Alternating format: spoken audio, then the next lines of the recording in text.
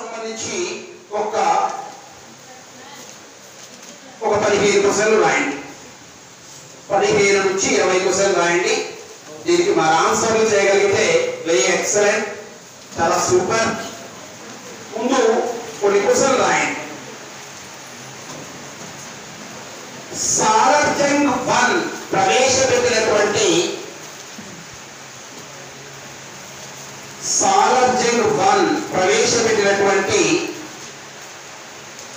Police స్టేషన్లకు ఏమని పేరు? అన్ఎక్స్పెక్టెడ్ గా ఫస్ట్ ఏ క్వశ్చన్ వచ్చింది. మీరు పోలీస్ అభ్యర్థులు కాబట్టి అనో ఏమో ఈ శివరాత్రి సందర్భంగా మీకు అంతా మంచి జరగాలని కోరుకుంటూ ఇదే క్వశ్చన్ ఫస్ట్ సారి రైట్. ఓకే, సారథ్యంగా ఏర్పాటు చేసినటువంటి పోలీస్ స్టేషన్లకు ఏమని పేరు? Next second one. రెండవ క్వశ్చన్,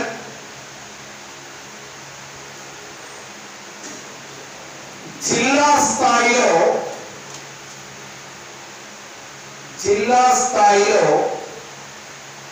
హర్బల్ తాలూకాదార్,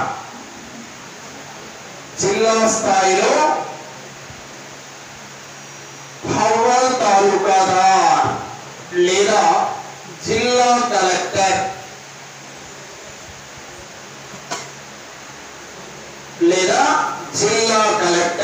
కి సహాయపడడానికి హర్బల్ తాలూకాదార్ లేదా జిల్లా కలెక్టర్ కి సహాయపడడానికి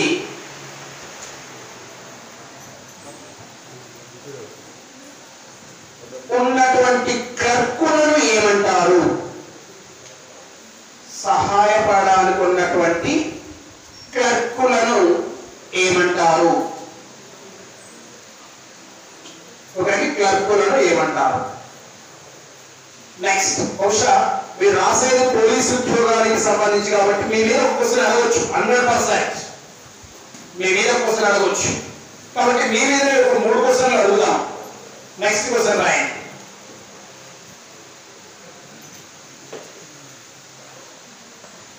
తాలూకా స్థాయిలో ఇన్స్పెక్టర్లకు ఏమని పేరు?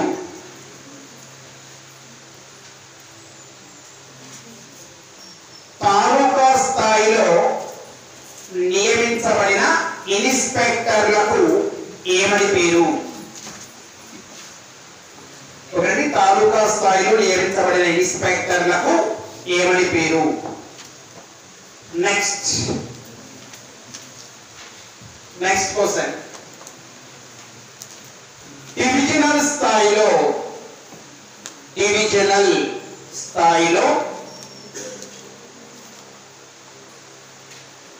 ఉన్న రక్షణ కార్యాలయ అధికారిని ఏమంటారు? డివిజనల్ స్థాయిలో ఉన్న రక్షణ కార్యాలయ అధికారిని ఏమంటారు?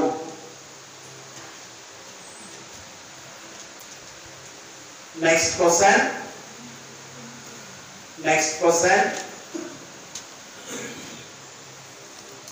సారథ్యం సంస్కరణలో భాగంగా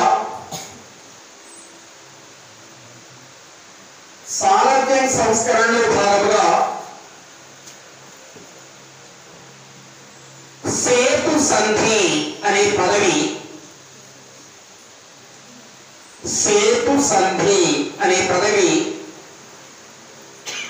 దేనికి సంబంధించినది? సేతు సంధి అనే పదవి దేనికి సంబంధించినది? నెక్స్ట్, సేతు సంధి అనే పదవి దేనికి సంబంధించింది? నెక్స్ట్, సారథ్యం ఏర్పాటు చేసిన డివిజన్స్ కి మరొక పేరేమిటి? సారథ్యం ఏర్పాటు చేసిన డివిజన్స్ కి మరొక పేరేమిటి?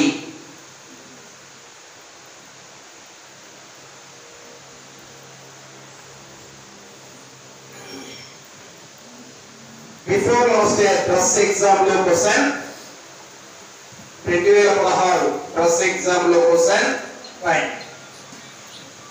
జిలాబందీ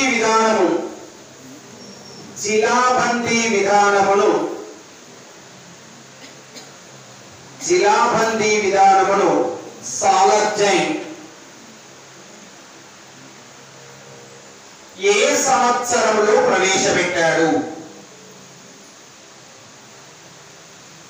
జిలాబందీ విధానమును సాలర్జంగ్ ఏ సంవత్సరంలో ప్రవేశపెట్టినాడు? నెక్స్ట్,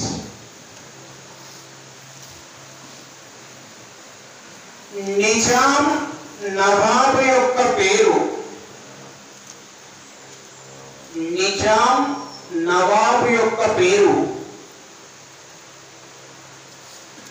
హల్సిక్కా నాణ్యాలపై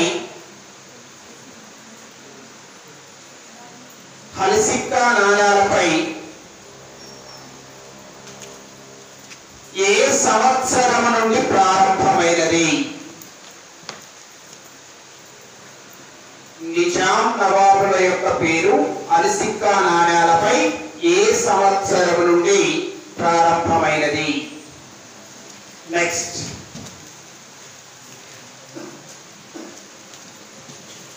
సాలర్జంగ్ సంస్కరణలో భాగముగా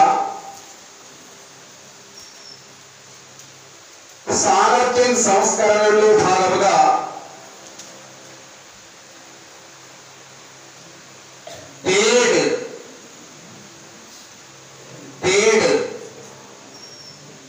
అనే గ్రామ స్థాయి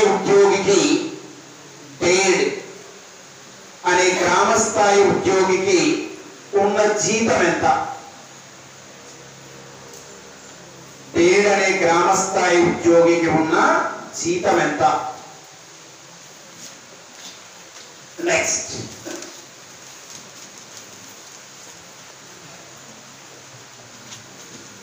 క్వశ్చన్,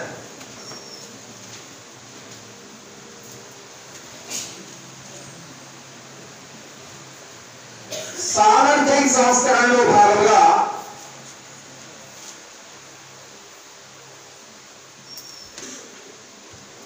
దివానీ అధికారాలలో భాగంగా తూర్పు డివిజన్ ప్రధాన కార్యాలయం ఎక్కడ గలదు? తూర్పు డివిజన్ ప్రధాన కార్యాలయం ఎక్కడ గలదు? తూర్పు డివిజన్ ప్రధాన కార్యాలయం ఎక్కడ గలదు? నెక్స్ట్, ఎన్నేనే సరిపోతాయి ఇంకా రాద్దామా? చాలు, రైట్, ఓకే. ఎవరైనా ఈ 10 క్వశ్చన్లకు ఆన్సర్లు సరే మీరేమి చేయకపోయినా పర్వాలేదు, వచ్చినా పర్వాలేదు, వస్తే సంతోషం, రాకపోయినా పెద్ద ఇబ్బంది ఏంటి. ఇక్కడ ఒక చిన్న విషయాన్ని గమనించండి. ఒక చిన్న విషయం, ఎట్టి పరిస్థితిలో ఒక పుస్తకమే ప్రామాణికం, ఇది చదివితేనే ఉద్యోగం వస్తుంది అనే భావనకు లోనై ఒక పుస్తకాన్ని ఫాలో కాకండి. మీకు ఈవెంట్స్ 22వ తారీఖు అయిపోయిన తర్వాత, 22 కదా, అయిపోయిన తర్వాత ఇచ్చే టైం లెంతీగా బహుశా జూన్ జూలైలో ఏమైనా నిర్వహించడానికి అవకాశం ఉన్నది అంటే ఉద్యమ చరిత్రకు సంబంధించి ఒక 2-3 పుస్తకాలు చదవండి, ఏం పర్వాలేదు, సమయం ఎక్కువగానే ఉంది కాబట్టి. లేదు ఏప్రిల్లో పెట్టే అవకాశం ఉన్నది అని అనుకుంటే ఏదైనా ఒక పుస్తకాన్ని ఫాలో బెటర్ దాన్ బుక్, ఏదైనా ఒక్కదాన్ని ఫాలో అవ్వండి చాలు. అన్ని పుస్తకాలు చదవాల్సిన అవసరం లేదు, టైం లేదు కాబట్టి సరే చూద్దాం మనం ఏ పుస్తకాలు ఫాలో అయితే బెటర్ దాన్ గా ఉంటుందనేది తర్వాత చూద్దాం. Right, okay. సాలర్జంగ్ సంస్కరణలు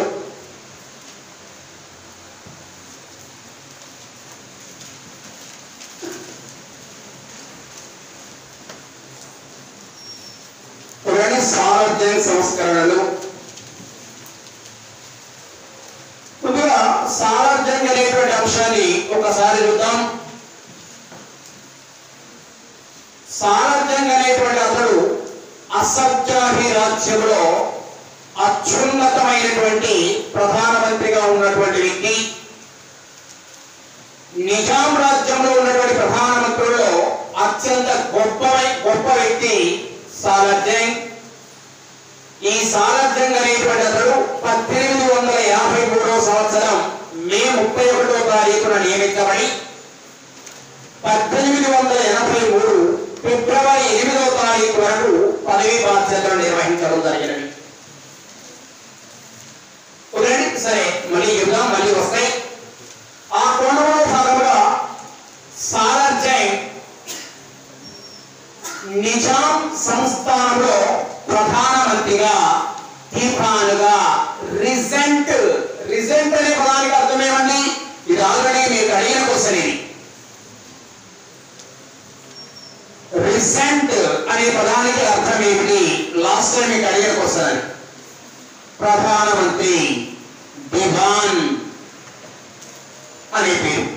సరే, రీసెంట్ గా ప్రధానమంత్రిగా దివాన్ గా నియమించబడిన వ్యక్తి, ఆ విధంగా పనిచేసినటువంటి వ్యక్తుల్లో అత్యంత గొప్ప వ్యక్తి సాలార్జంగ్.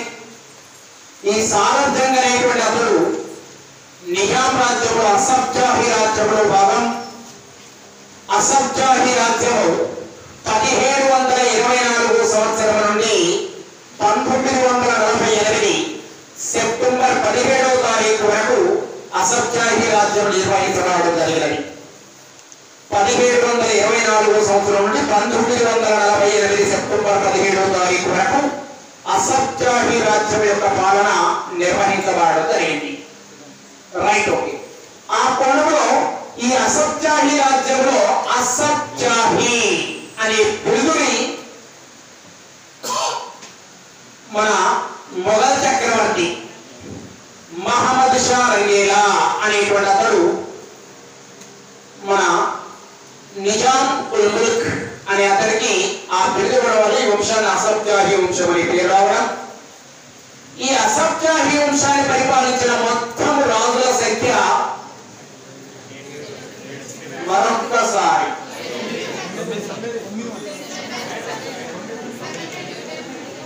ఏమంటారు?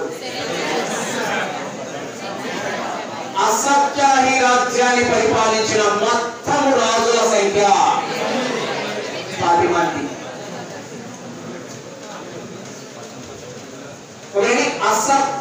మీరు కన్ఫ్యూజన్ కావచ్చు ఎట్టి పరిస్థితుల్లో. క్వశ్చన్ ని క్లారిటీగా అధ్యయనం చేయాలా.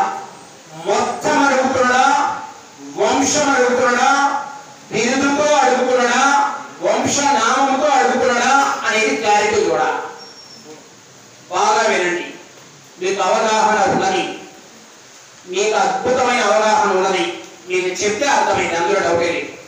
అసబ్జాహీ వంశములో రాజ్యపాలన చేసిన, బాగా వినండి, అసబ్జాహీ రాజ్యాన్ని పాలించిన మొత్తం రాజులు 10 మంది. అసబ్జాహీ వంశంలో రాజ్యపాలన చేసిన రాజులు 9 మంది. బాగా ఆలోచించండి, 9 మంది. నిజాం అనే పేరుతో రాజ్యపాలన చేసిన రాజులు 7. అర్థమైందా? అసబ్జాహీ రాజ్యాన్ని పాలించిన మొత్తం రాజుల సంఖ్య 10 మంది.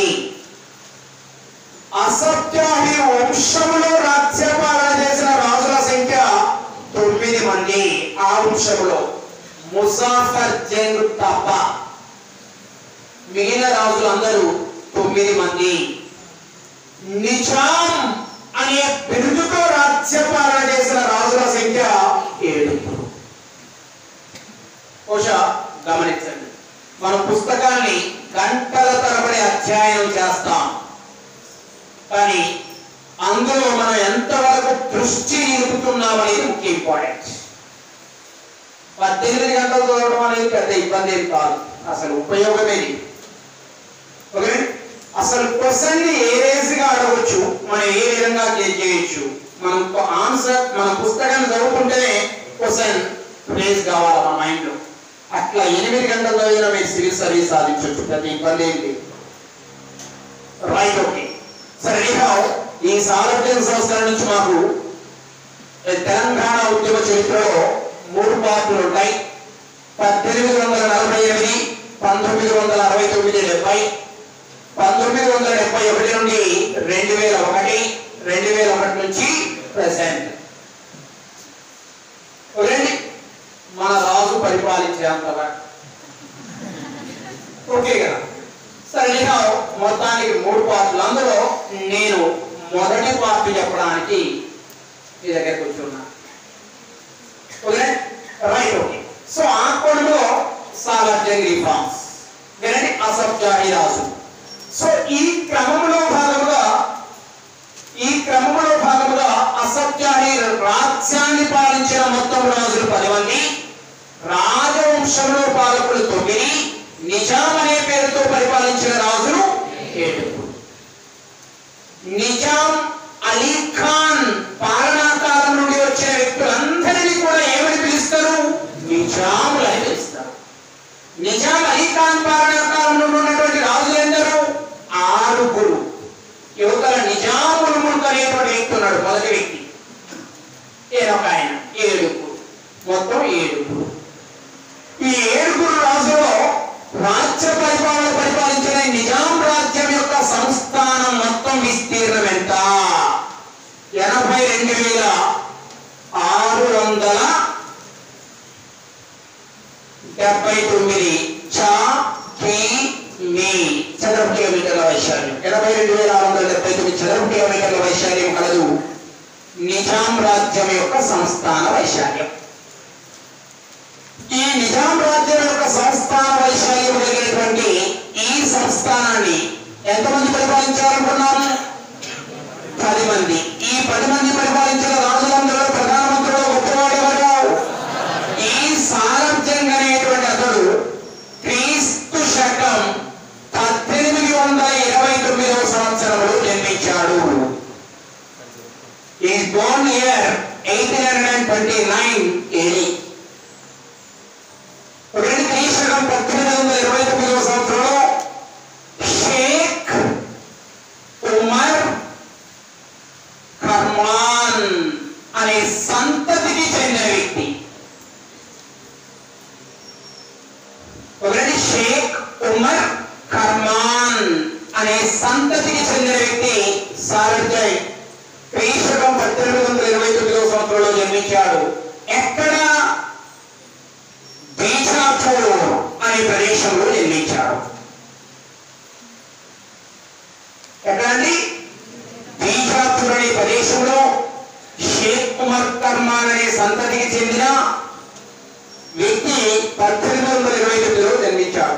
మరి బీజాపూర్ అనేటువంటి ప్రదేశము హైదరాబాద్ రాజ్యంలో భాగమేనా?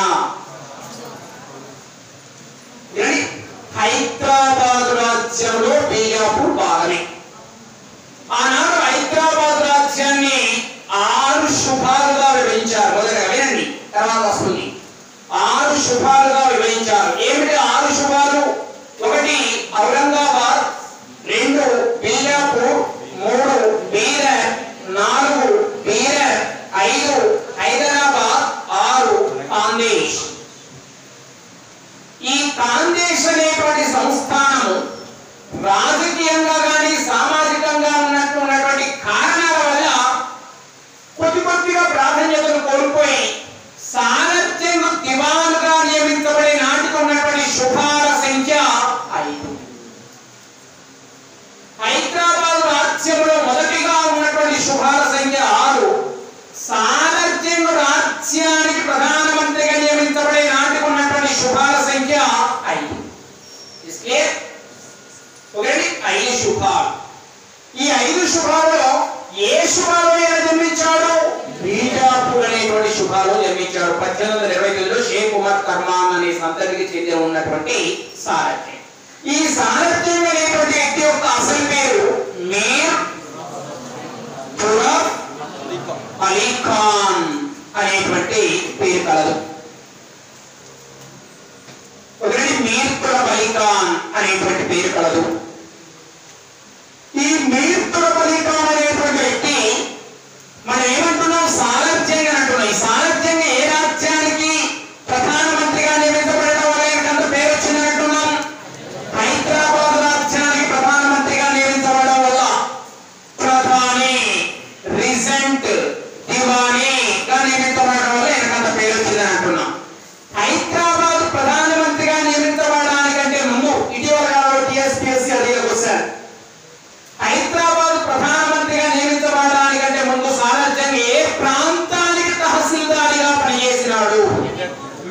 Very good.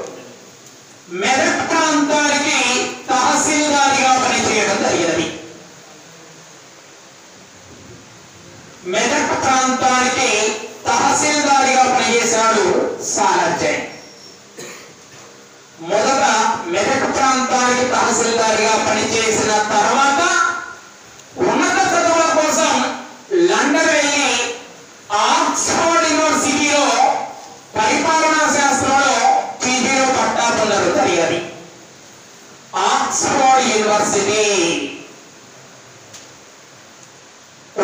ఆక్స్ఫర్డ్ యూనివర్సిటీ నుండి పరిపాలనా శాస్త్రంలో పట్టా పొందడం జరిగింది. లండన్ లో ఉన్నప్పుడు ఆక్స్ఫర్డ్ యూనివర్సిటీలో పరిపాలనా శాస్త్రంలో పట్టా పొందిన తర్వాత పరిపాలన అంశాల యొక్క మెరుగులు నేర్చుకోవడం కోసం డెల్టాన్ అనే ఆంగ్లేయ వద్ద పరిపాలన అంశాలను మెరుగులు నేర్చుకోవడం జరిగినది. Last time agriculture AU exam లో క్వశ్చన్ ఇది. టిఎస్పిఎస్ ఏయూ అగ్రికల్చర్ డిపార్ట్మెంట్ కి సంబంధించిన అంశంలో ఇది క్వశ్చన్. ఒక డెల్టాన్ అనేటువంటి ఆంగ్లేయ వద్ద పరిపాలన అంశాలలో మెరుగులు నేర్చుకుని హైదరాబాద్ రాజ్యాన్ని అభివృద్ధి పదాలను నిలపడానికి కావలసిన భావనలు నిర్వహిస్తారు.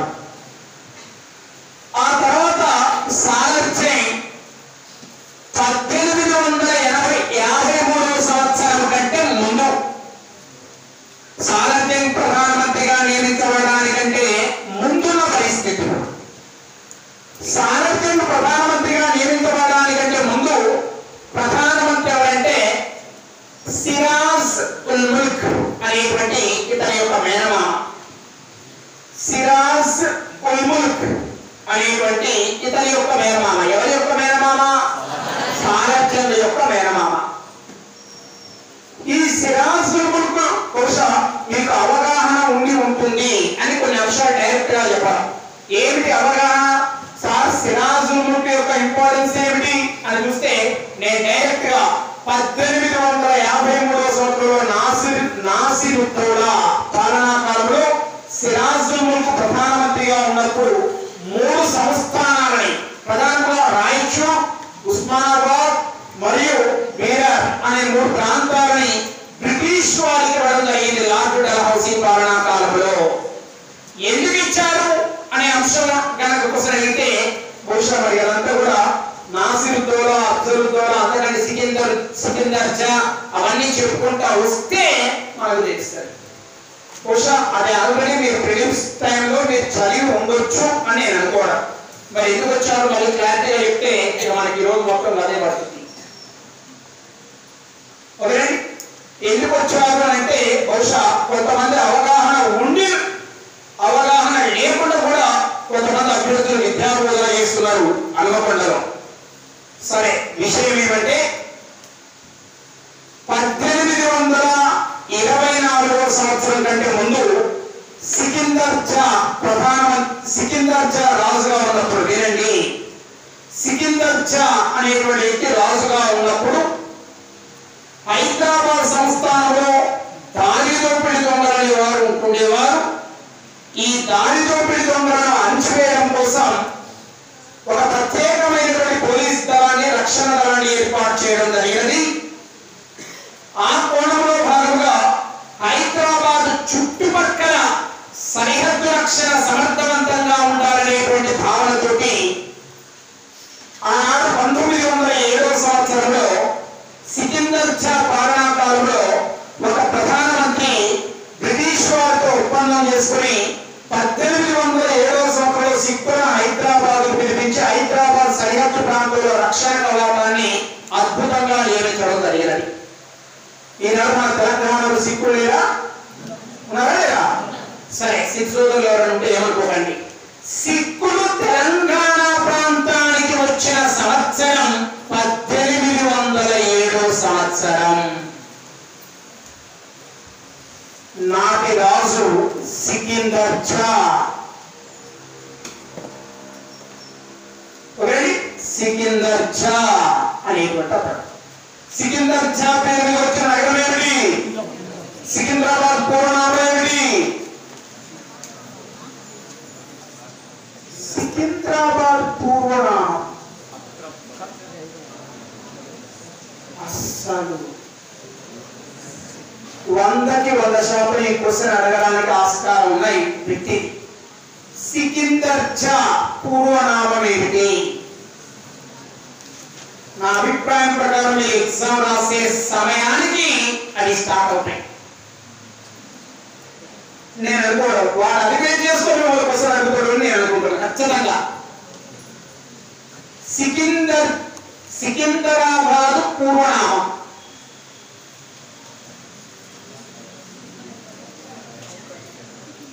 రైట్. ఓకే. మన తెలంగాణ రాష్ట్ర పండుగలు ఏమిటి? బోనాల పండుగ, లస్కర్ కూడా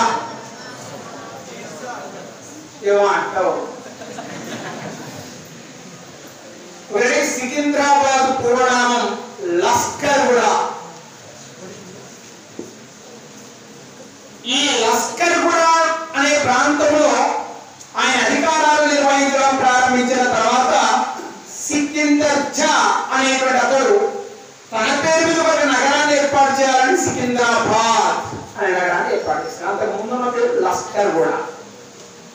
లస్కర్ బోనాలు ప్రారంభమయ్యేది సికింద్రాబాద్. ఏమైనా డౌట్స్? లస్కర్ బోనాలు 1814వ సంవత్సరం నుండి సురటి అప్పయ్య అనేటువంటి అతడు ఎక్కడి నుంచి? ఉజ్జయిని. 1814లో ఉజ్జయిని అమ్మవారి దేవాలయం. రైట్. ఓకే. ఉజ్జయిని అమ్మవారి దేవాలయం నిర్మించిన రాజు. ఉజ్జయిని అమ్మవారి దేవాలయాన్ని మధ్యప్రదేశ్ లో నిర్మించిన రాజు. ఉజ్జయిని అమ్మవారి దేవాలయాన్ని మధ్యప్రదేశ్ లో నిర్మించిన రాజు చంద్రగుప్త విక్రమాదిత్యుడు. రెండవ చంద్రగుప్త విక్రమాదిత్యుడు. రెండవ చంద్రగుప్త విక్రమాదిత్యుడు. అతని కుమార్తె ప్రభావతి గుప్తా అని ఆమె కోరిక మేరకు నిర్మించాడు. క్వశ్చన్ ప్రిలిమ్స్ క్వశ్చన్ అనుకుంటా. జతపరచడాలలో అడిగింది మీకు. రాణులు రాసులను జతపరచండి. బహుశా పోలీసున్న కానిస్టేబుల్ జతపరచడంలో మొన్న క్వశ్చన్ ఇది. రాజులు రాణులను జతపరచండి అని అడిగిండు. వాడికి ఎందుకంటే అవన్నీ రైట్.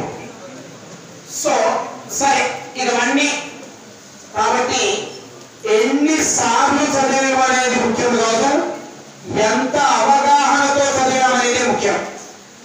గమనించండి, ఎన్నిసార్లు చదివాం అనేది ముఖ్యం కాదు, ఎంత అవగాహనతో చదివాం అనేది ముఖ్యం.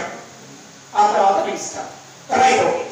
సో ఆ క్రమంలో ఇక సారథ్యం ప్రధానమంత్రిగా నియమించబడడానికంటే ముందు 1813-14 సంవత్సరంలో ఒక చిట్ ఫండ్ కంపెనీ హైదరాబాద్ లో ఏర్పాటు చేయబడింది.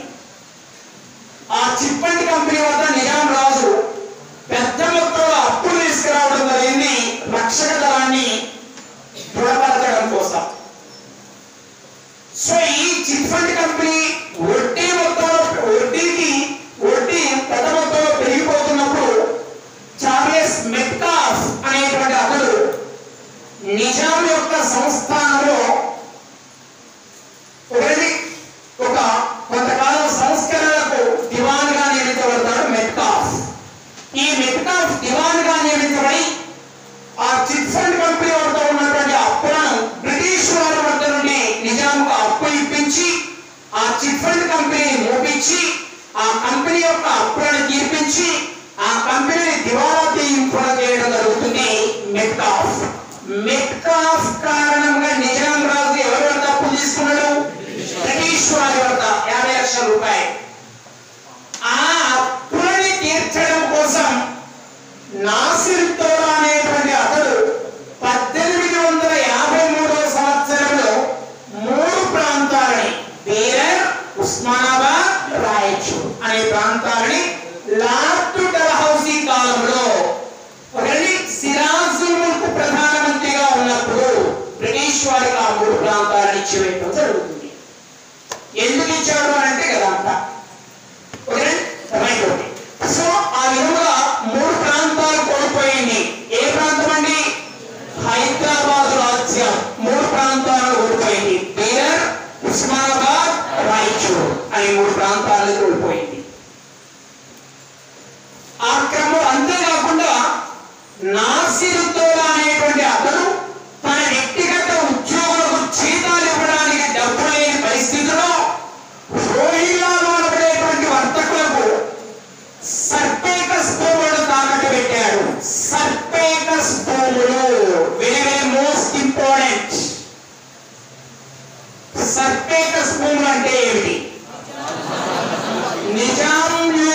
సొంత భూములని సర్పేకస్ భూములు అంటారు.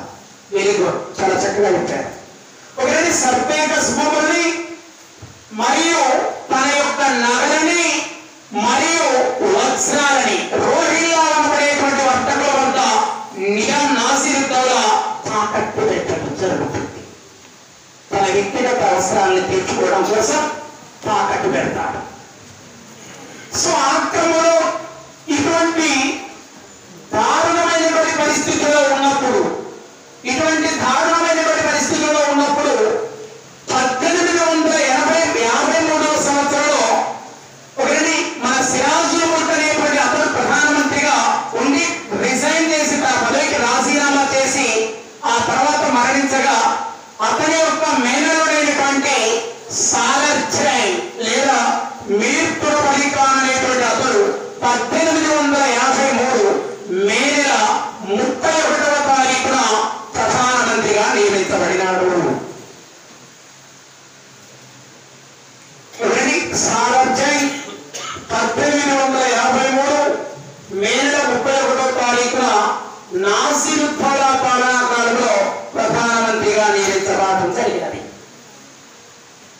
ఇతడు హైదరాబాద్ ప్రధానమంత్రిగా నియమించబడిన తర్వాత అంటే ఇతడు ప్రధానమంత్రిగా నియమించబడడానికంటే ముందు హైదరాబాద్ రాజ్యము బంధు ప్రీతితో ఉద్యోగాలు పెద్ద మొత్తంలో ఒక వర్గానికే ఉంటూ జీతాలు పెద్ద మొత్తంలో తీసుకుంటూ లంచాలు తీసుకుంటూ సక్రమమైన పరిపాలన లేకుండా నిజాం నగరాన్ని కూడా తాకట్టు పెట్టి బ్రిటిష్ వారి వద్ద పెద్ద మొత్తంలో అప్పుల్లో ఉన్నటువంటి పరిస్థితి నిజాం యొక్క రాజ్యం. ఎప్పుడైతే హైదరాబాద్ సంస్థానానికి సాలర్జంగ్ ప్రధానమంత్రిగా నియమించబడిందో ఆ తర్వాత అద్భుతమైనటువంటి ప్రగతి సాధించింది హైదరాబాద్ రాజ్యం.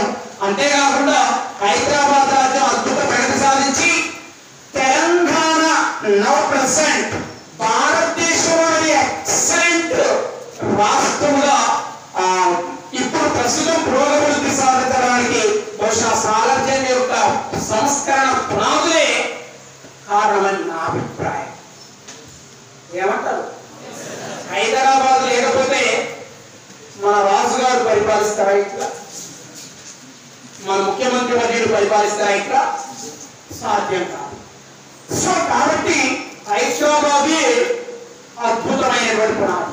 సరే, ఏమైనప్పటికీ 1853 మే 31వ తారీఖున ప్రధానమంత్రిగా నియమించబడిన తర్వాత సాలర్జంగ్ అద్భుతమైనటువంటి సంస్థలను ఏర్పాటు చేసి హైదరాబాద్ గొప్ప రాజ్యముగా తీర్చిదిద్దిన తర్వాత ఇతడిని అనేక మంది అభ్యర్థులు అనేక రకాలుగా పొగుడుతారు. ఎవరిని? సాలర్జంగ్. 19వ శతాబ్దపు రాజనీతిజ్ఞులలో ఒక గొప్ప ప్రధానమంత్రి సాలర్జంగ్ అని ఎవరు పొగిడారు? 19వ శతాబ్దపు రాజనీతిజ్ఞులలో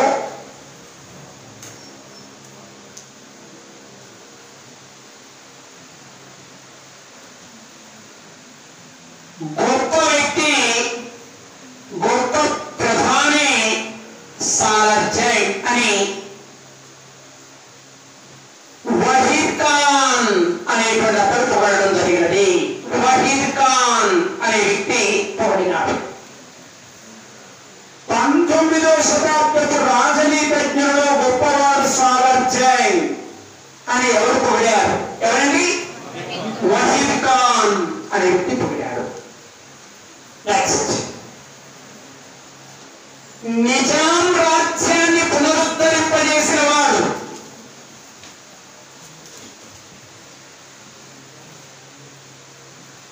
నిజాం రాజ్యాన్ని పునరుద్ధరింపజేసిన వాడు సాలర్జంగ్ అని ఎవరన్నారు? విలియం డిగ్బీ అని అతడు చెప్పాడు.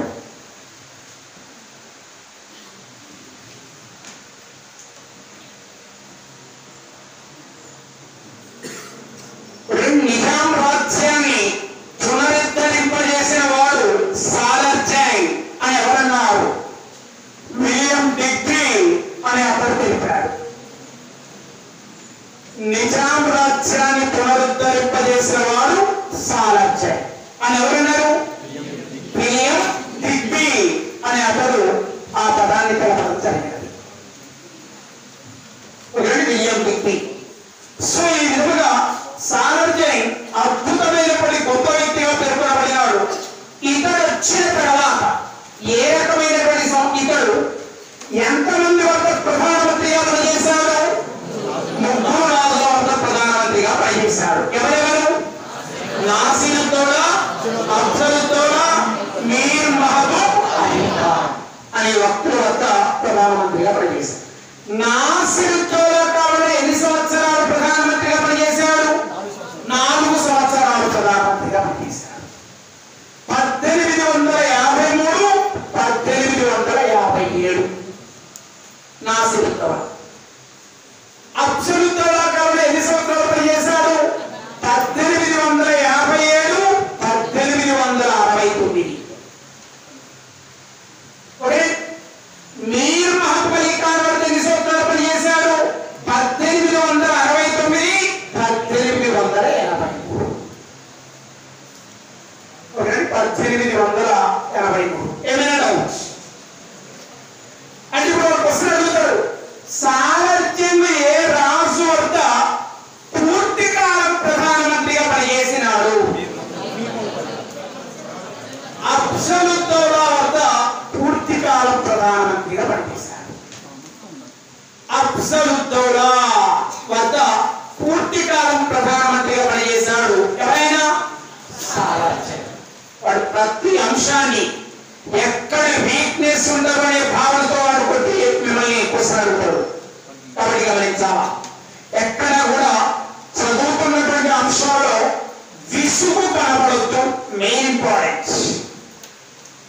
ఆనందంతో చదవాలా, విసుగుతో చదవద్దు. అసలు సాధ్యం కాదు. రైట్. ఓకే. సో ఆ క్రమంలో భాగంగా సాలర్జంగ్ ప్రధానమంత్రిగా పనిచేయడం జరిగింది. మరి సాలర్జంగ్ ప్రధానమంత్రిగా పనిచేసిన తర్వాత అనేక రకాలైనటువంటి సంస్కరణల్ని ప్రవేశపెట్టాడు సాలర్జంగ్. ఆ క్రమంలో భాగంగా సాలర్జంగ్ ప్రవేశపెట్టినటువంటి సంస్కరణ ఏమిటి? రైట్. ఇవి మనకి ఇంపార్టెంట్. ప్రధానంగా పరిపాలనా సంస్కరణలు,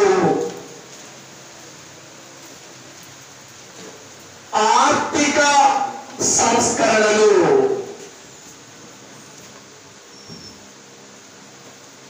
రెవెన్యూ సంస్కరణలు,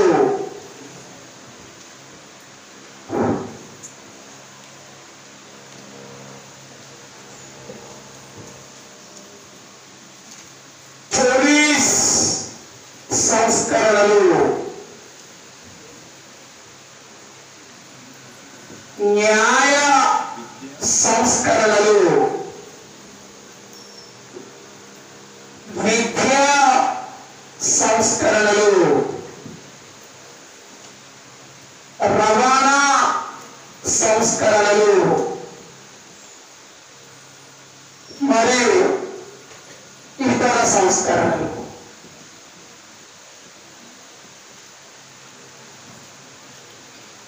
పరిపాలనా సంస్కరణలు, ఆర్థిక సంస్కరణలు, రెవెన్యూ సంస్కరణలు, పోలీస్ సంస్కరణలు, న్యాయ సంస్కరణలు, విద్యా సంస్కరణలు, రవాణా సంస్కరణలు, ఇతర సంస్కరణలు. మీ క్వశ్చన్ అడిగితే డెప్త్ క్వశ్చన్ ఇక్కడ కానీ రైట్ ఇక్కడ కానీ అడుగుతాడు. మిగిలినవన్నీ డెలిజీ క్వశ్చన్లు అడుగుతాడు.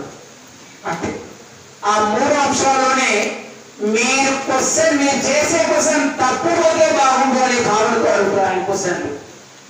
అందులో డౌట్ ఉంది.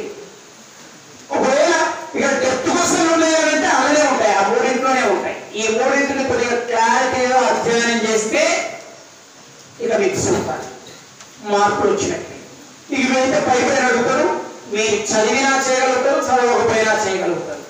సాలర్జంగ్ ప్రవేశపెట్టిన నూతన రూపాయి నాణ్యానికి ఏమైపోయింది? ఆ క్వశ్చన్ అడుగుతారు. ఓకే. ఆ క్వశ్చన్ అడుగుతారు. ఇక మీరు 10 క్వశ్చన్లు రాసుకున్నారు చూడండి. ఇట్లాంటి క్వశ్చన్లు అడుగుతారు. ఇందులో ఇలాంటి క్వశ్చన్లు అడుగుతారు.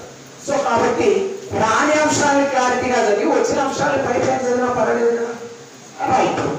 సో ఆ సంస్థానంలో. సామర్థ్యం ప్రధానమంత్రిగా నియమించబడిన తర్వాత పాలనా సంస్థలలో భాగంగా హైదరాబాద్ సంస్థానాన్ని, హైదరాబాద్ సంస్థానం ఐశ్వర్యం ఎంత అంటున్నాం? 82,000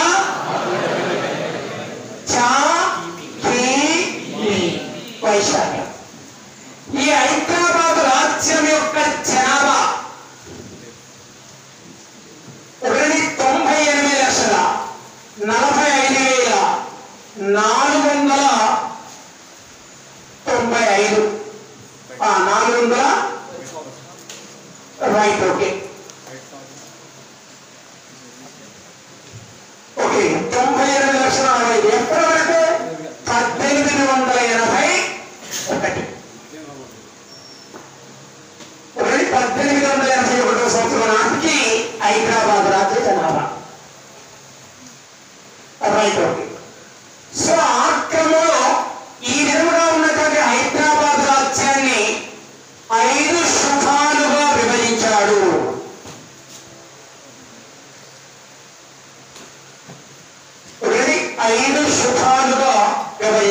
హైదరాబాద్ రాజ్యాన్ని హౌ మెనీ శుభాస్ ఇస్ డివైడెడ్ టు 5. అంతకుముందు ఎన్ని శుభాలన్నా మనం? 6. ఏ శుభ అంతర్ధానమైంది? ఆందేశ్. శుభాలుగా 5 శుభాలుగా విభజించాడు. ఈ 5 శుభాలని రాజ్య పరిపాలనలో భాగంగా రాజ్యాన్ని దేనిగా విభజించాడంటున్నాం? శుభాలు. శుభాలను తిరిగి దేనిగా విభజించాడు? జిల్లాలుగా వర్గీకరించాడు. జిల్లాలుగా వర్గీకరించాడు. జిల్లాలను తిరిగి దేనిగా విభజించాడు? తాలూకాలుగా విభజించాడు. తాలూకాలను తిరిగి దేనిగా విభజించాడు? గ్రామాలుగా వర్గీకరించాడు. ఇప్పుడు వాడికి వస్తున్నాడు రాజ్యం. రాజ్యాన్ని దేనిగా విభజించాడండి? శుభాలు. శుభాలు దేనిగా విభజించాడు? జిల్లాలు దేనిగా? తాలూకాలు దేనిగా? రైట్.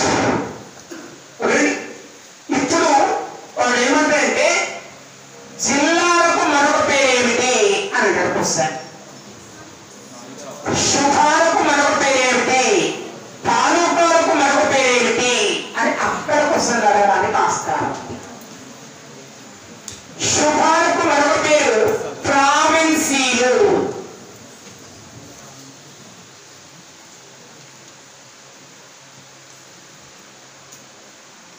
వాటే ప్రస్తుతం ఏమంటున్నాం? అంటే ప్రావిన్సీలు లేదా రాష్ట్రాలు.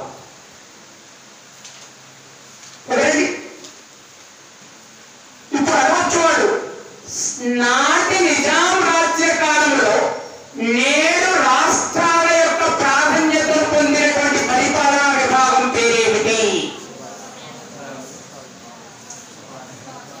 శుభ. నాటి నిజాం కాలంలో నేటి రాష్ట్రాల యొక్క పరిపాలన హోదా పొందినటువంటి పరిపాలనా విభాగం పేరేమిటి? శుభ. శుభాన్ని దేనిగా పిలిచాడంటున్నాం? జిల్లాలు. జిల్లాలను ఏమని పిలుస్తారు? సర్కారులుగా పిలుస్తారు. అదర్ నేమ్ సర్కార్. ఇక తాలూకాకి సారథ్యంగా ఏర్పాటు చేసిన పరిపాలనా విభాగం పేరు చెప్తే మీకు 100 రూపాయలు ఇస్తా.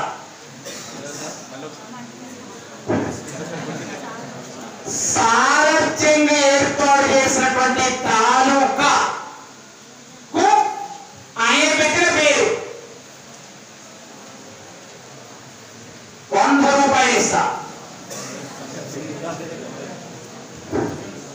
ఎవరైనా ఏమో అంటారు? అబ్బో దమ్మునరా. రైట్. Okay right. ఓకే. మహల్ షట్ ఏం చేయలేదా? Right right. తర్వాత చూద్దాం ఏమంటారు? రైట్. ఓకే. తాలూకాలకు మరొక పేరు ఏమండి? మహల్.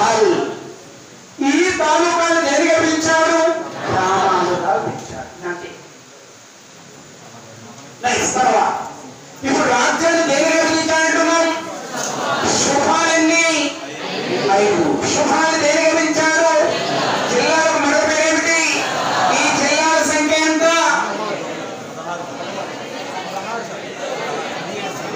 ఎవరైనా మరొక్కసారి. Very good. 17. ఒక్కసారి వినండి, ఒక్కసారి వినండి. మీరు లఘు బుక్కలు మనకి ఉంటుంది తెలంగాణ ఉద్యమ అంశాలు. ఈ అంశాలు 14 జిల్లాలని నేను కూడా ఇచ్చాడు, కానీ కొత్త జిల్లాలు మీకు ఏమిటో ఇయ్యలేదు. రాసుకోండి. నాగర్ కర్నూల్ 15వ జిల్లాగా 1877-78లో ఏర్పడింది. నాగర్ కర్నూల్ 15 15వ జిల్లాగా 1877-78లో ఏర్పాటైంది. గుల్బర్గా 16వ జిల్లాగా 1879-1880లో ఏర్పడింది. గుల్బర్గా 16వ జిల్లాగా 1879-80. 1880వ సంవత్సరంలో నల్లగొండ ఏర్పాటైంది. 1880వ సంవత్సరంలో నల్లగొండ ఏర్పాటైంది. 1877-78 ఏమిటి? నాగర్ కర్నూల్. 79-80 గుల్బర్గా. 1880 మధ్య భాగంలో నల్లగొండ. ఈ 3 జిల్లాలు కలుపుకొని 17 జిల్లాలు. అంతకుముందు 14, తర్వాత 3 జిల్లాలు. ఉప జిల్లాల హోదా పొందినవి సిర్పూర్, కాగజ్ నగర్, తాండూరు, ఆత్రఫ్ బల్దా అనేవి ఉప జిల్లాల హోదా పొంది ఉన్నాయి. సిర్పూర్, కాగజ్ నగర్, తాండూరు, ఆత్రఫ్ బల్దా. హైదరాబాద్ చుట్టుపక్కల ఉన్న ప్రాంతాన్ని ఆత్రఫ్ బల్దా అంటారు. ఆ కాలంలో హైదరాబాద్ ఆత్రఫ్ బల్దాలో భాగంగా మారింది. ఒకటి సిర్పూర్, కాగజ్ నగర్, తాండూరు, ఆత్రఫ్ బల్దా ఉప జిల్లాల హోదా పొందిన కానీ జిల్లాలు కావు. రైట్. ఓకే. సరిగా మొత్తానికి 17 జిల్లాలు. తాలూకాలు ఎన్ని? ఎవరైనా?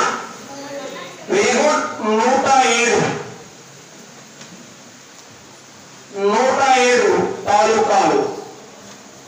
గ్రామాలు అనేకం.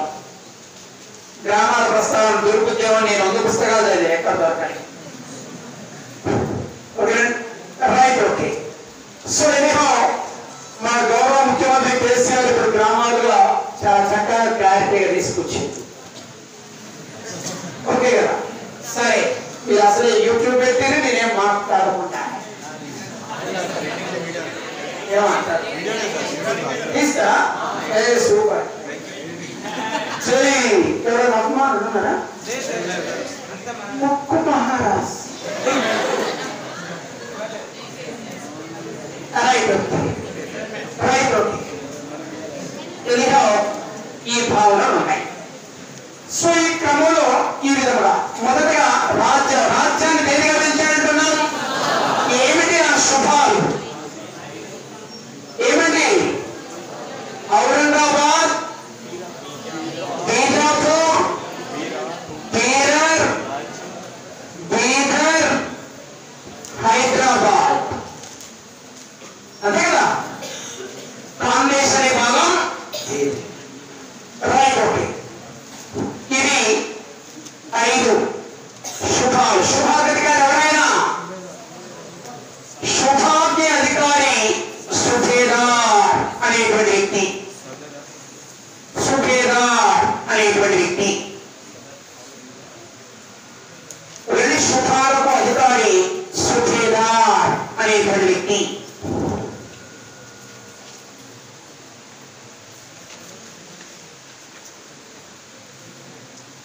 రైట్. ఓకే. ఈ శుభాలకు రెవెన్యూ ప్రాంతాలలో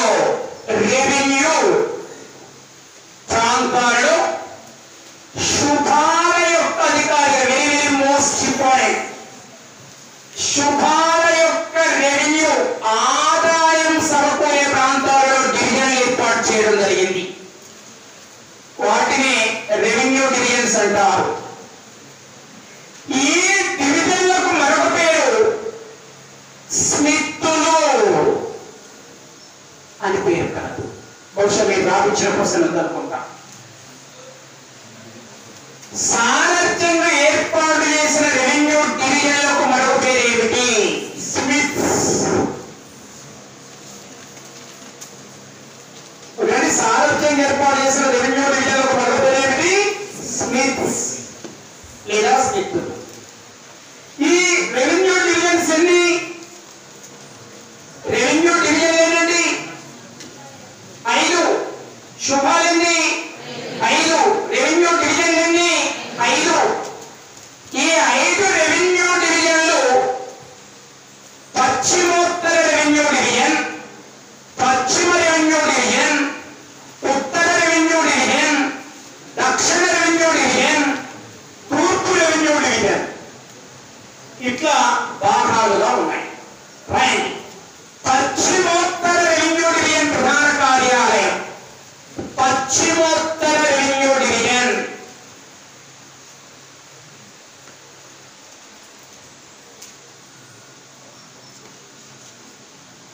పశ్చిమోత్తర రెవెన్యూ డివిజన్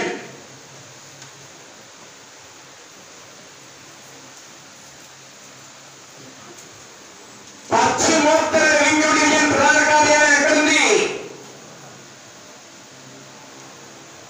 మొదటగా పశ్చిమోత్తర రెవెన్యూ డివిజన్, తర్వాత పశ్చిమ రెవెన్యూ డివిజన్, తూర్పు రెవెన్యూ డివిజన్, ఉత్తర రెవెన్యూ డివిజన్, దక్షిణ రెవెన్యూ డివిజన్. పశ్చిమోత్తర రెవెన్యూ డివిజన్ ప్రధాన కార్యాలయం Aurangabad. Very very most important. ఇందులో నుంచి ఒక క్వశ్చన్ అడుగుతారు.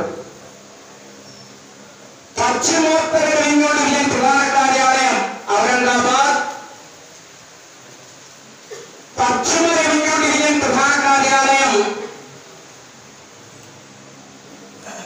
బీదర్, తూర్పు రెవెన్యూ డివిజన్ ప్రధాన కార్యాలయం భువనగిరి. నల్లగొండ కానీ, వరంగల్ కానీ, మహబూబ్ నగర్ కానీ, ఖమ్మం కానీ ఇవన్నీ కూడా తూర్పు రెవెన్యూ డివిజన్లో భాగం. తూర్పు రెవెన్యూ డివిజన్ ప్రధాన కార్యాలయం భువనగిరి, ఉత్తర రెవెన్యూ డివిజన్ ప్రధాన కార్యాలయం పటాన్ చెరు,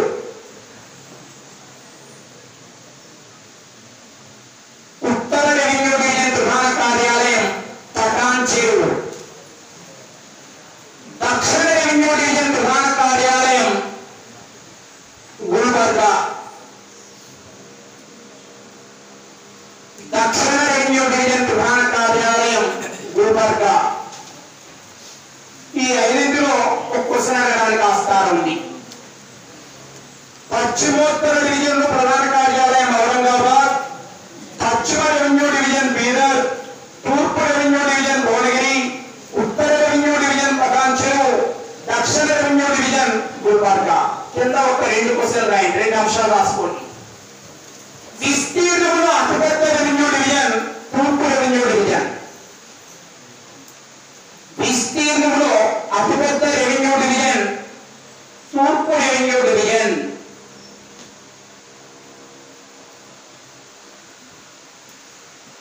నెక్స్ట్, ఆర్థికంగా అత్యుత్తమ రెవెన్యూ డివిజన్ ఉత్తర రెవెన్యూ డివిజన్. ఆర్థికంగా అత్యుత్తమ రెవెన్యూ డివిజన్ ఉత్తర రెవెన్యూ డివిజన్. ఆర్థికంగా అత్యుత్తమ రెవెన్యూ డివిజన్ ఉత్తర రెవెన్యూ డివిజన్. నెక్స్ట్ తర్వాత నెక్స్ట్ తర్వాత ఈ రెవెన్యూ డివిజన్లో రెవెన్యూ డివిజన్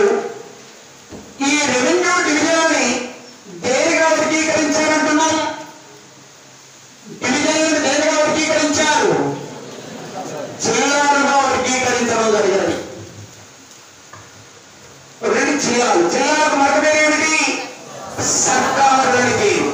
జిల్లాల సంఖ్య ఎంత? 17. జిల్లా మరి ఇక్కడ ఒక చిన్న అంశం చూద్దాం.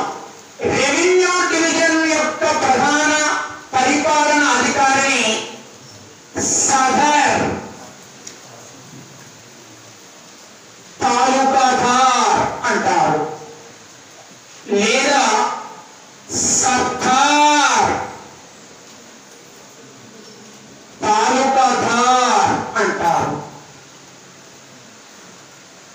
సదర్ తాలూకాదార్ లేదా సర్దార్ తాలూకాదార్ అంటారు. రెవెన్యూ డివిజన్ ప్రధాన కార్యాలయ అధికారిని సదర్ తాలూకాదార్ లేదా సర్దార్ తాలూకాదార్ అంటారు. ఇతని కింద రక్షణాధికారాలు, న్యాయాంశాలు, ఆర్థికాధికారాలు, ఒకటి ఇటువంటి అంశాలు డివిజన్ పరిధిలో ఇతర ముఖ్య అధికారిగా ఉండడం జరుగుతుంది. నెక్స్ట్ తర్వాత ఈ డివిజన్లను తిరిగి దేనిగా వర్గీకరించారన్నారు? జిల్లాలకు పరిపాలన అధికారి ఎవరు? జిల్లా కలెక్టర్. ఒకటి జిల్లా కలెక్టర్. జిల్లా కలెక్టర్ ని తెలంగాణ పరిభాషలో ఏమని పిలుస్తారు? హవల్ తాలూకాదార్ అంటారు. జిల్లా కలెక్టర్ కి హవల్ తాలూకాదార్ అని పేరు. ఈ హవల్ తాలూకాదార్ కింద దోయం తాలూకాదార్ అనే వ్యక్తి కలడు. ఎవరైనా దోయం తాలూకాదార్ అంటే ఏమంటారు? అది సబ్ కలెక్టర్. రెండు సబ్ కలెక్టర్, డిప్యూటీ కలెక్టర్. ఆయన కింద స్వయం తాలూకాదార్ అనే వ్యక్తి ఉంటాడు. ఎవరి స్వయం తాలూకాదార్? తహసీల్దార్. తాలూకాలకు అధికారి ఎవరైనా తహసీల్దార్. ఈయన స్వయం తాలూకాదార్. సరే, మనకి ఇప్పుడు జిల్లా కలెక్టర్. జిల్లా కలెక్టర్ ఏమంటారండి? హవల్ తాలూకాదార్ అంటారు. ఈ హవల్ తాలూకాదారుని హవల్ తాలూకాదార్ దేనికి అధికారి? ఎన్ని జిల్లాలు ఉన్నాయన్నారు? 17 జిల్లాలు. ఆనాడు జిల్లాలని లేదా తాలూకాదారులని అంటే హవల్ తాలూకాదారుని 3 శ్రేణులుగా వర్గీకరిస్తారు. హవల్ తాలూకాదారుని వాటి ఆదాయాన్ని బట్టి 3 శ్రేణులుగా వర్గీకరిస్తారు. బహుశా మీకు లాస్ట్ టైం ప్రిలిమ్స్ లోకి వస్తాయి. 12 లక్షల ఆదాయం కంటే ఎక్కువగా ఉన్నట్లయితే ప్రథమ శ్రేణి జిల్లాగా, 10 లక్షల ఆదాయం కంటే ఎక్కువగా ఉంటే ద్వితీయ శ్రేణి జిల్లాగా, 8 లక్షల ఆదాయం కంటే ఎక్కువగా ఉంటే తృతీయ శ్రేణి. 3 శ్రేణులుగా వర్గీకరించారు. ప్రథమ శ్రేణి తాలూకాదార్ లేదా ప్రథమ శ్రేణి జిల్లా, ద్వితీయ శ్రేణి తాలూకాదార్ లేదా ద్వితీయ శ్రేణి జిల్లా, తృతీయ శ్రేణి తాలూకాదార్ లేదా తృతీయ శ్రేణి జిల్లా. ప్రథమ శ్రేణి తాలూకాదారు యొక్క లేదా జిల్లా యొక్క ఆదాయం సంవత్సరానికి ఎంత ఉండాలా? 12 లక్షల కంటే పైన, 12 పైన. ద్వితీయ శ్రేణి జిల్లా ఆదాయం లేదా తాలూకా యొక్క ఆదాయం, తాలూకాదారు యొక్క ఆదాయం 10 లక్షలు లేదా అంతకంటే పైన. తృతీయ శ్రేణి తాలూకాదారు యొక్క ఆదాయం 8 లక్షలు అంతే. నెక్స్ట్ తర్వాత ఈ తాలూకాదారుని మరలా 3 వర్గాలుగా విభజించారు. మరలా 3 వర్గాలుగా. ఇందులో క్వశ్చన్ అడిగిందండి. ఇందులో క్వశ్చన్ అడిగిండు. ఏమిటి? మొదటి శ్రేణి, మొదటి వర్గానికి చెందిన ప్రథమ శ్రేణి తాలూకాదార్ మొదటి వర్గానికి చెందిన ద్వితీయ శ్రేణి తాలూకాదార్. మొదటి వర్గానికి చెందిన తృతీయ శ్రేణి తాలూకాదార్. నెక్స్ట్ ఎన్ని వర్గాలన్నా మనం? 3 వర్గాలు. రెండవ వర్గానికి చెందిన ప్రథమ శ్రేణి తాలూకాదార్. మరలా ఇందులోనే వర్గీకరణ చేశారు. రెండవ వర్గానికి చెందిన ద్వితీయ శ్రేణి తాలూకాదార్. రెండవ వర్గానికి చెందిన తృతీయ శ్రేణి తాలూకాదార్. మూడవ వర్గానికి చెందిన ప్రథమ శ్రేణి తాలూకాదార్. మూడవ వర్గానికి చెందిన ద్వితీయ శ్రేణి తాలూకాదార్. మూడవ వర్గానికి చెందిన తృతీయ శ్రేణి తాలూకాదార్. ఇప్పుడు ఈయనేమంటారంటే వీరి యొక్క జీతభత్యాలు ఎంత? వీరి యొక్క జీతభత్యాలు ఎంత? మొదటి శ్రేణి ప్రథమ శ్రేణి తాలూకాదార్ యొక్క జీతం 1000 రూపాయలు. మొదటి వర్గం ద్వితీయ శ్రేణి తాలూకాదార్ యొక్క జీతం 800. మొదటి వర్గం తృతీయ శ్రేణి తాలూకాదార్ యొక్క జీతం 600. మీకు అవన్నీ కూడా లడ్డుముక్కలో ఉంటాయి, కావాలంటే చూసుకోండి. ఓకేనండి, రైట్, ఓకే. రెండవ వర్గం ప్రథమ శ్రేణి యొక్క తహసీల్దార్ యొక్క జీతం 450. రెండవ వర్గం ద్వితీయ శ్రేణి వర్గం యొక్క జీతం 400. రెండవ వర్గం తృతీయ శ్రేణి వర్గం యొక్క జీతం 300. మూడవ వర్గం ప్రథమ శ్రేణి యొక్క జీతం 300. మూడవ వర్గం ద్వితీయ శ్రేణి యొక్క జీతం 250. మూడవ వర్గం తృతీయ శ్రేణి యొక్క జీతం 200. ఇది తాలూకాదారుల యొక్క వర్గీకరణ. నెక్స్ట్ తర్వాత సరే, ఈ వర్గీకరణలో భాగంగా వారు క్వశ్చన్ అడగవచ్చు, అడగకపోవచ్చు. సిలబస్ ఉన్నది కాబట్టి చెప్పినట్టే. సో ఇదంతా అయిపోయిన తర్వాత డివిజన్ ఏమంటామన్నాం? స్మిత్స్ అంటారు. డివిజన్ నేరుగా వర్గీకరించారు. జిల్లాలన్నీ జిల్లాకు అధికారి ఎవరైనా జిల్లా కలెక్టర్ మరో పేరు ఏమిటి? జిల్లాల వర్గీకరణ ఆదాయాన్ని బట్టి ఎన్ని రకాలు వర్గీకరించవచ్చు? ప్రథమ శ్రేణి ఆదాయ యొక్క సంవత్సరం 12 లక్షల రూపాయలు. ద్వితీయ శ్రేణి, తృతీయ శ్రేణి, రైట్, ఓకే.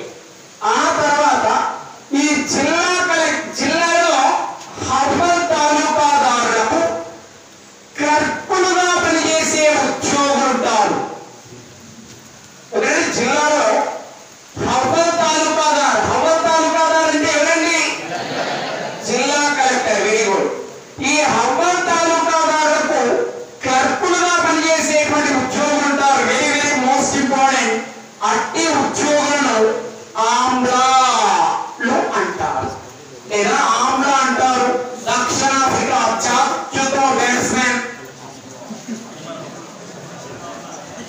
ఓకే, వాస్తవేదా? దక్షిణాఫ్రికా అత్యుత్తమ బ్యాట్స్మెన్ ఎవరైనా? సో డివిజన్ స్థాయిలో హర్బల్ తాలూకాదారులకు క్లర్కులుగా సహాయపడే వారిని ఆమ్లా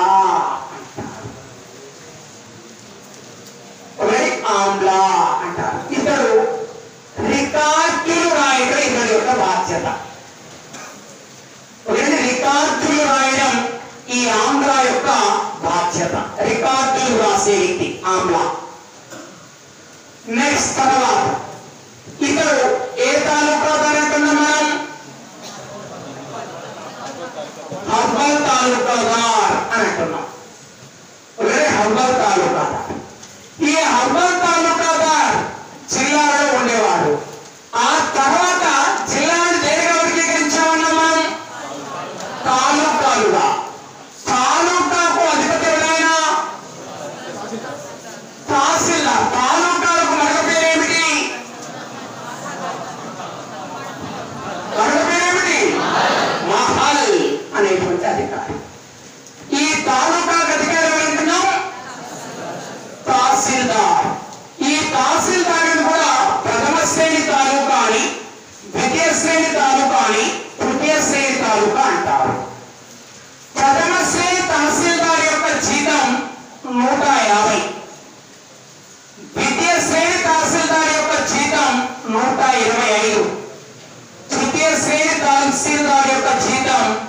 రూపాయలు.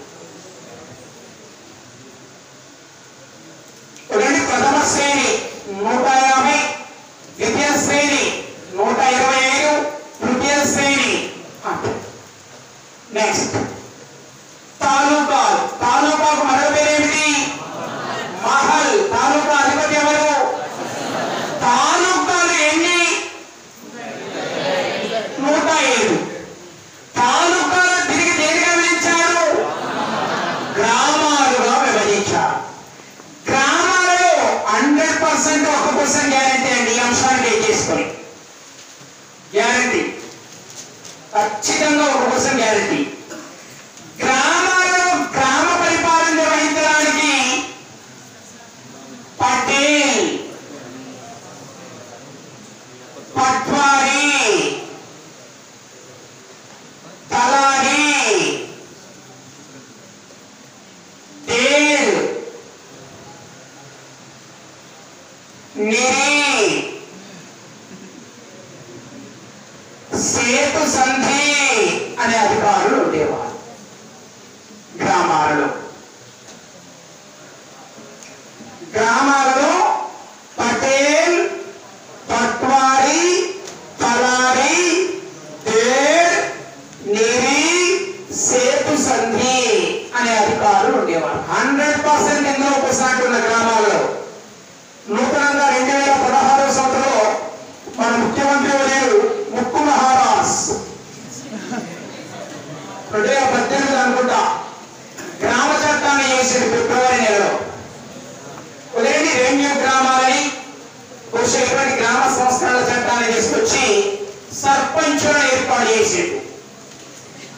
Right, okay. సో ఆ క్రమంలో భాగంగా గ్రామాలలో క్వశ్చన్ అడుగుతాడు. పటేల్ అనేటువంటి అతడు రెవెన్యూ శిస్తులు వసూలు చేసేవాడు. పటేల్ శాంతి భద్రతలు నిర్వహించేవాడు. శాంతి భద్రతలు నిర్వహించేవాడు పటేల్. శాంతి భద్రతలు నిర్వహించేవాడు పటేల్. పట్వారీ రెవెన్యూ వసూలు చేసేవాడు. పట్వారీ రెవెన్యూ వసూలు చేసేవాడు. ఒకటి పట్వారీ రెవెన్యూ వసూలు చేసేవాడు. తలారి గ్రామ రక్షణ లేదా కాపలాదారుడిగా ఉండేవాడు. తలారి గ్రామ రక్షణ లేదా కాపలాదారుడిగా ఉండేవాడు. కాపలాదారుడు. తేర్ వార్తాహరుడు గ్రామ వార్తాహరుడుగా ఉండేవాడు. గ్రామ వార్తాహరుడిగా ఉండేవాడు.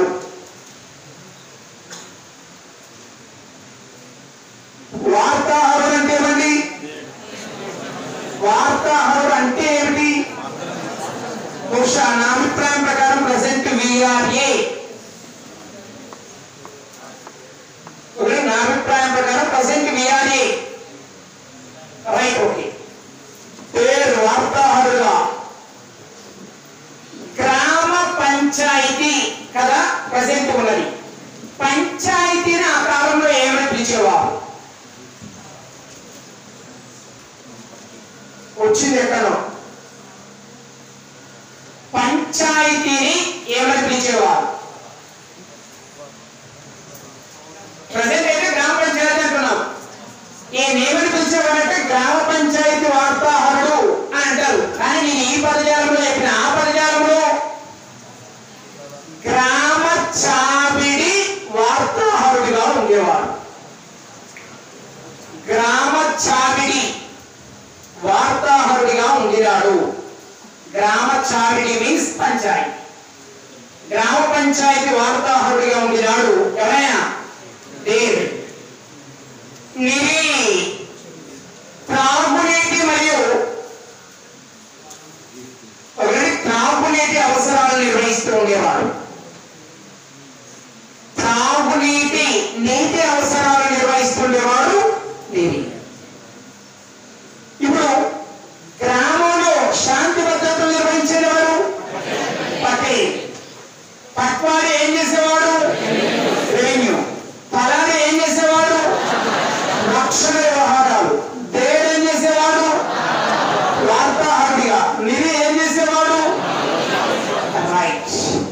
చూడండి, ఈనాడు గ్రామము బహుశా నా అభిప్రాయం ప్రకారం ఒక 4-5 చదరపు మైళ్ళు ఉండొచ్చు ప్రెసెంట్.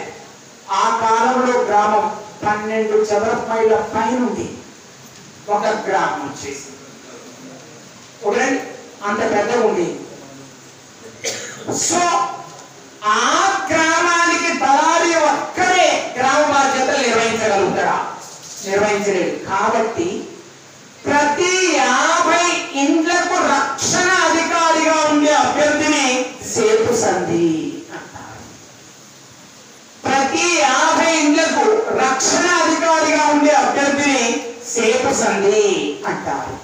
ప్రతి 50 ఇండ్లకు రక్షణ అధికారి. ఇప్పుడు సిటీలో నేపాలీ అభ్యర్థులు గుర్కాస్ ఒకటి గుర్కా అభ్యర్థిగా ఉండేటువంటి అభ్యర్థి సేతు సంధి. ఏమైనా డౌట్? సో ఇవి పరిపాలనా సంస్కరణలో మాత్రమే ఉన్నటువంటి అంశం. ఇప్పటి వరకు మరలా సారథ్యం అనేటువంటి అతడు పరిపాలనా సంస్కరణలో భాగముగా పరిపాలనా సంస్కరణలో భాగముగా 14 శాఖలను ఏర్పాటు చేయడం జరిగినది. 14 శాఖలను ఏర్పాటు చేశారు, పాలనా శాఖలు.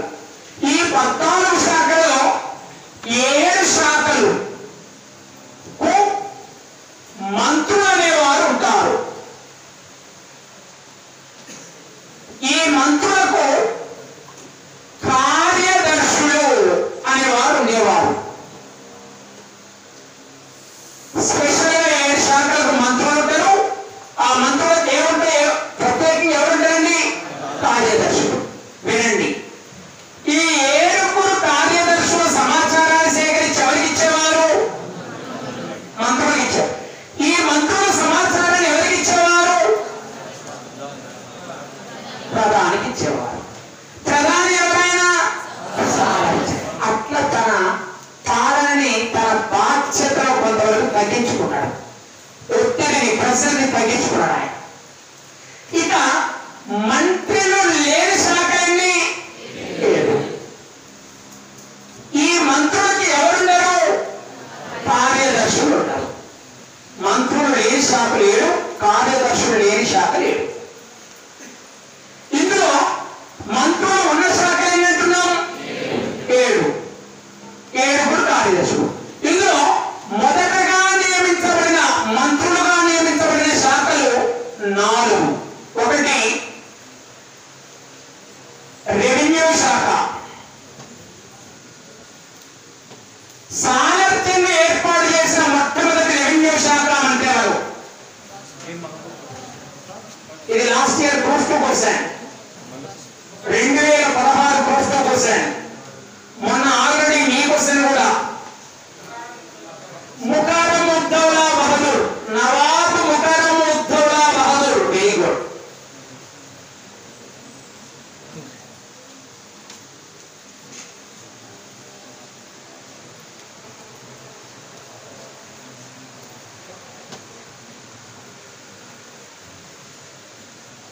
నవాబ్ ముకరమ్ ఉద్దౌలా బహదూర్ అనేటువంటి అతడు మొట్టమొదటి రెవెన్యూ శాఖ మంత్రి.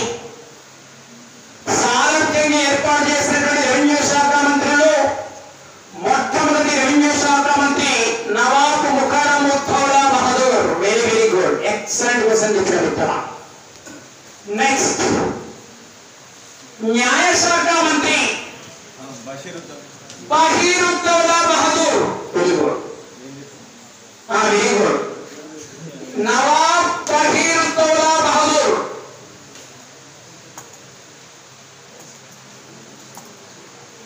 న్యాయశాఖ మంత్రి, మొట్టమొదటి న్యాయశాఖ మంత్రి నవాబ్ బహీరుద్దౌలా బహదూర్. ఎక్సలెంట్.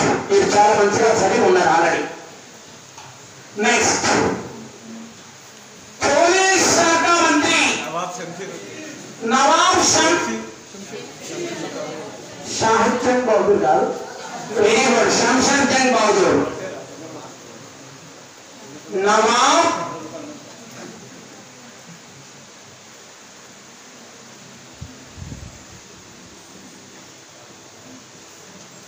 శంషాద్ జంగ్ బహదూర్. ప్రజాప్రద శాఖ మంత్రి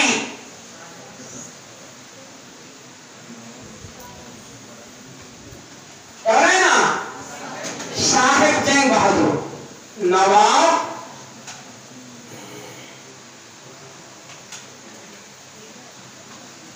ఒకటి సాహెబ్ జంగ్ బహదూర్. ఈ 4 మంత్రుల నుండి మీకు ఖచ్చితంగా ఒక్క క్వశ్చన్ గ్యారెంటీ.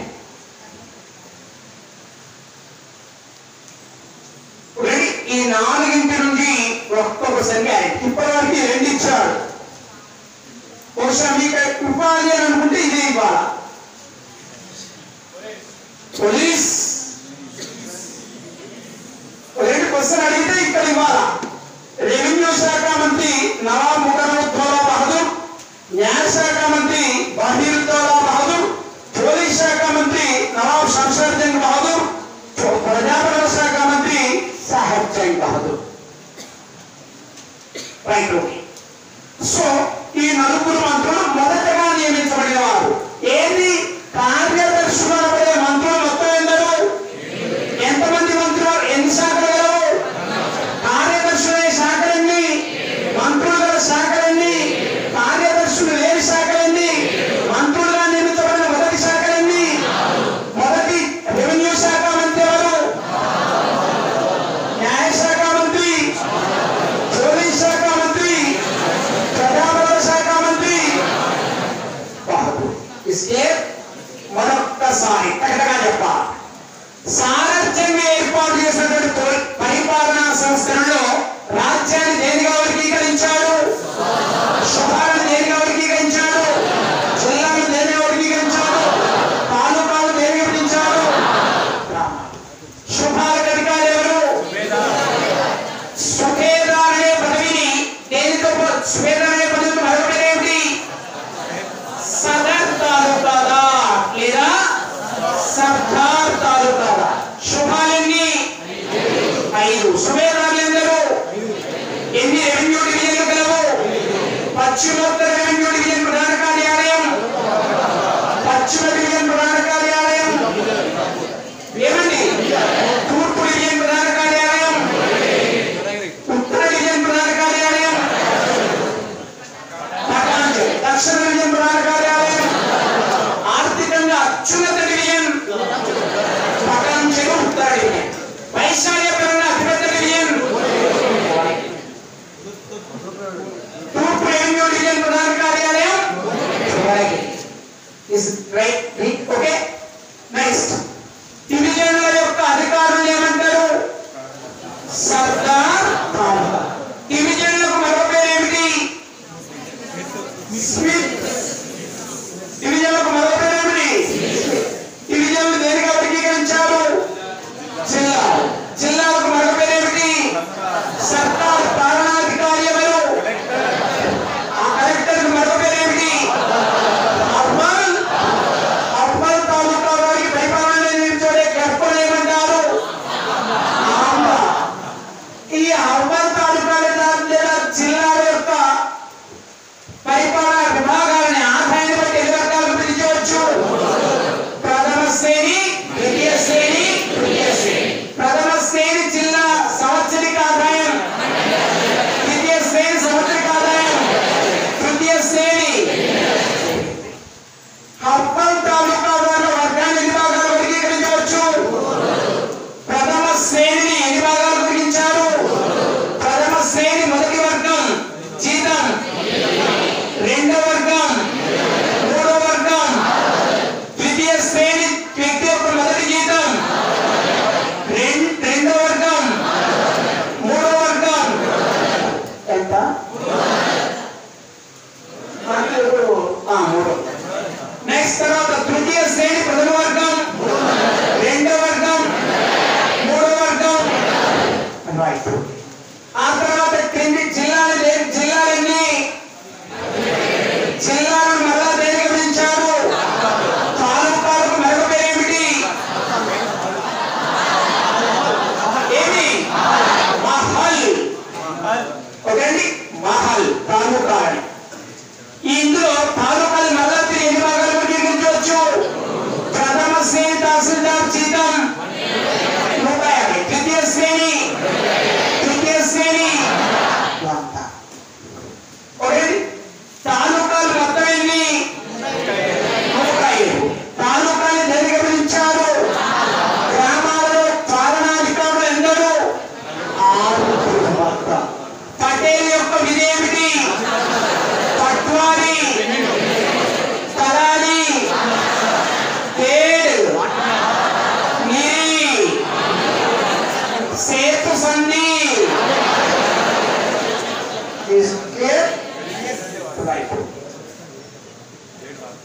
నెక్స్ట్ రెవెన్యూ అధికారాలు, పాలనాధికారాలు తీరండి. ఇది ఈ పాలనాధికారాలని అధ్యయనం చేయడానికి దాదాపుగా 8 పుస్తకాలను చదివి రాసిన మ్యాటర్ ఇదంతా. మీరు చదవాల్సిన అవసరం లేదు. ఇప్పుడు 8 పుస్తకాలు ఛాలెంజ్. మీ దగ్గర ఎన్ని పుస్తకాలు ఉన్నా మీరు దగ్గర పెట్టుకొని వాళ్ళు చూడండి, పెట్టిపోతే నన్ను అడగండి. రైట్? Okay, right. ఓకే. పరిపాలనా సంస్థల తర్వాత రాయబడిన సంస్థలు ఏమండి? ఏ సంస్కరణలు? ఆర్థిక సంస్కరణలు, సైనిక్.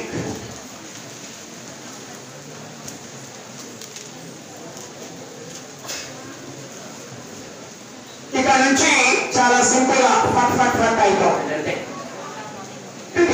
సమయం ఎంత?